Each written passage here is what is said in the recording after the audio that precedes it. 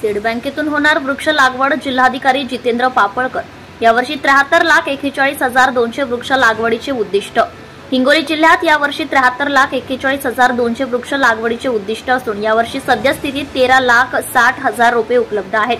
त्यामुळे विविध झाडांच्या बियांचे संकलन करून सीड बँक तयार करावी व या सीड बँकेतून उपलब्ध बियांचा वापर करून वृक्ष लागवड करावी अशा सूचना जिल्हाधिकारी जितेंद्र पापळकर यांनी यावेळी दिल्या. जिल्हा नियोजन समिती सभागृहात वृक्ष लागवडीची आढावा बैठक जिल्हाधिकारी जितेंद्र पापळकर यांच्या अध्यक्षतेखाली घेण्यात आली.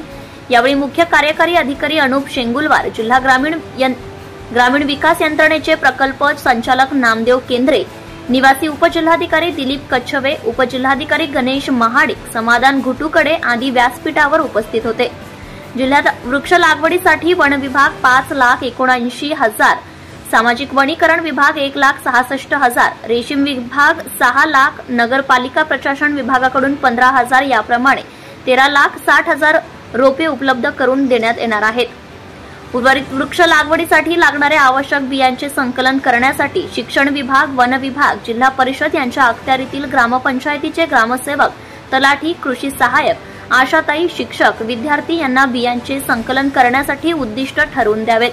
यासाठी स्वयंसेवी संस्था एनजीओ नाही सहभागी करून घ्यावे.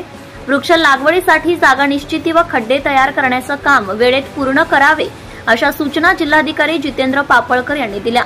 यावेळी बैठकीस वन विभाग, सामाजिक वनीकरण, महसूल, कृषी, रेशीम विभागासह संबंधित विभागातील अधिकारी, कर्मचारी उपस्थित होते. अनिता चव्हाण.